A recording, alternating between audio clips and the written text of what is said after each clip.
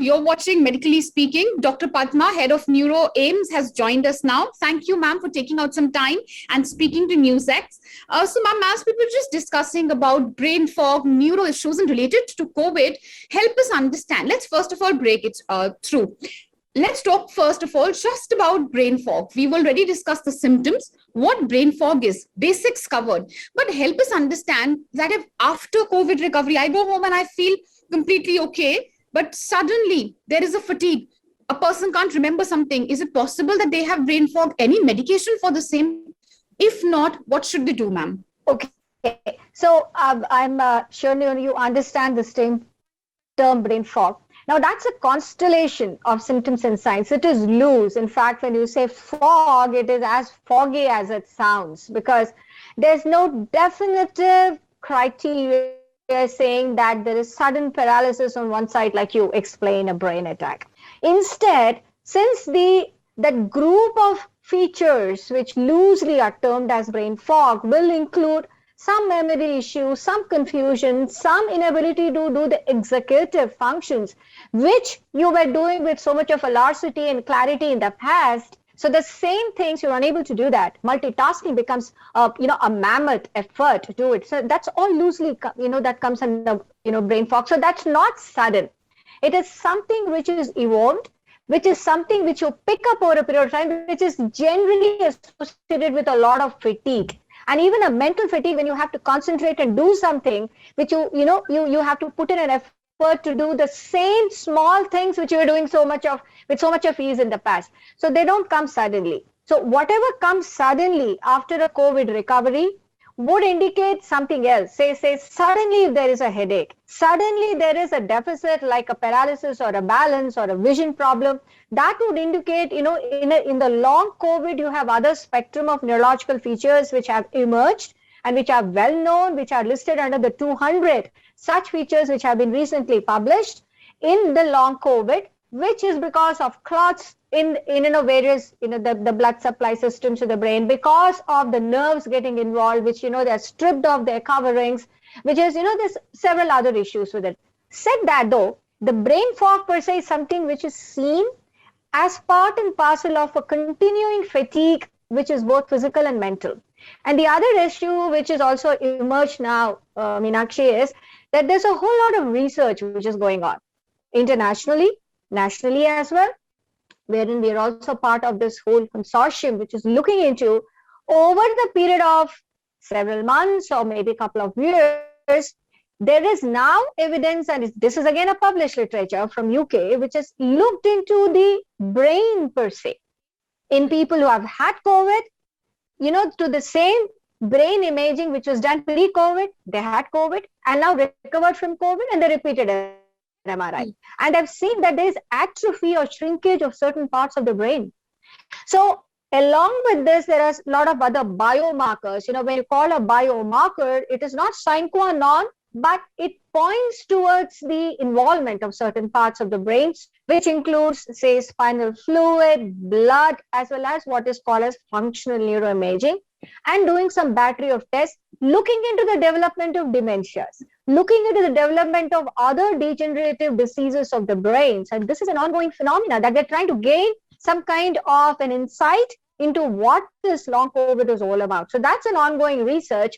So to answer you, that mental fog is not going to develop like bolt from the blue. It is something which is evolving. And yes, now there are certain aspects which actually tell you if you're predisposed to develop that. And that is generally seen in people who are older, who have more comorbid conditions like, say, diabetes and hypertension, who had more severe disease. They have this more in terms of this fogging and confusion and memory issues. It may happen in young people though. So in young people, it is more of a conglomeration of even mental health issues. So you have to build in your anxiety, depression, and a whole lot of stress. That also caters to the involvement of lack of attention, alertness, concentration, which forms into this whole.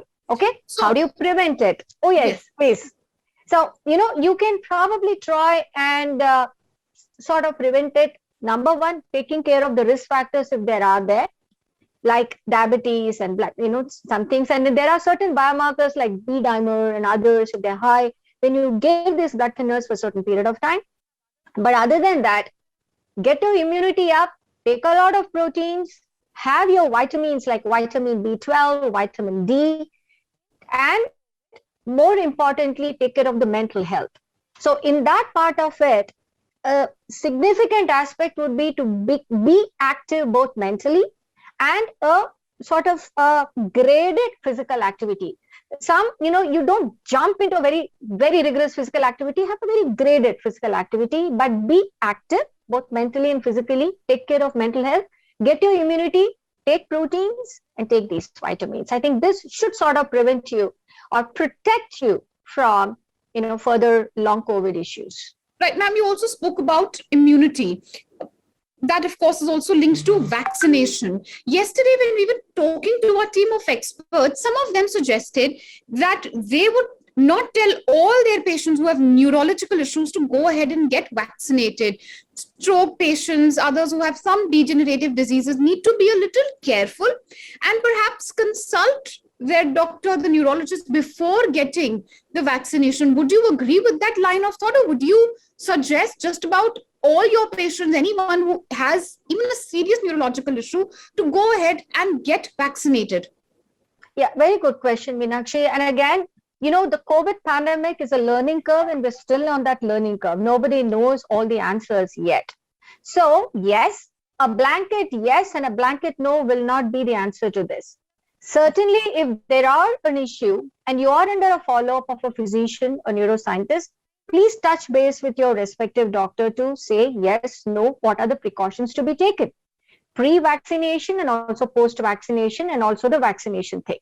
Said that though, if you take an elderly person who has comorbid like diabetes and hypertension, who had a heart disease, who had issues, now these are the individuals who are also at the highest risk of developing a severe feature and also having a relatively bad outcome with the COVID as compared to someone who's otherwise absolutely healthy. So there is a flip side that when there are a lot of comorbid conditions, they are the ones who probably need to be also protected, because in them the illness may also be pretty severe.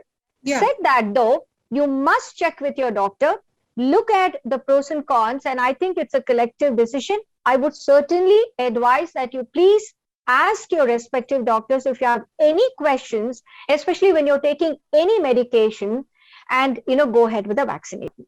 Right. And ma'am, a final question. I wish this was a longer interview, but we rather are a little short on time. So final question, ma'am, since we know that there are some neurological conditions which could in itself trigger COVID, could get worsened due to COVID, ma'am, what would be your advice for your patients or for others who are suffering from neurological disease in these difficult times, considering, of course, the third wave already here, second wave, many say still not over? Yeah, so I think those precautions are universal, Meenakshi. That's universal. And in those people who are immunocompromised, and I think the most important immunocompromised situation, which is really rampant, is diabetes. And that's part and parcel of people who are predisposed to strokes or heart attacks or what have you. So yes, universal precaution, which is going as a mantra, that, you do have your mask on, your physical, same thing now, we're hearing that all over, but that is, I guess, the more you say, the more, it is, I think it's never really enough, actually. So it should go on. That's the universal vaccine that you have.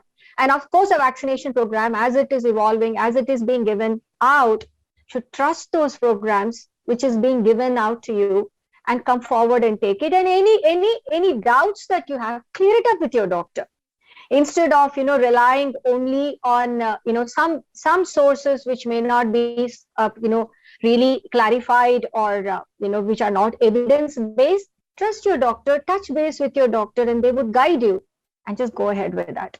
Yes. Right, and that's a very pertinent point you raised, ma'am, because self-medication also was a big issue during, the last wave, because considering there were many who couldn't get in touch with doctors. I personally know of people who literally asked each other and they exchanged COVID medicines and they took it. And that, of course, should not happen. So that was the word rather, advice coming from our expert, from, of course, tips to improving your mental health to how you should manage your neurological diseases in these difficult times. It's been a rather riveting conversation, ma'am. I reiterate at the cost of reiteration. I wish I had more time, but thank you so much once again for joining us. Thank you. For more such videos, subscribe to the NewsX YouTube channel, hit the bell icon.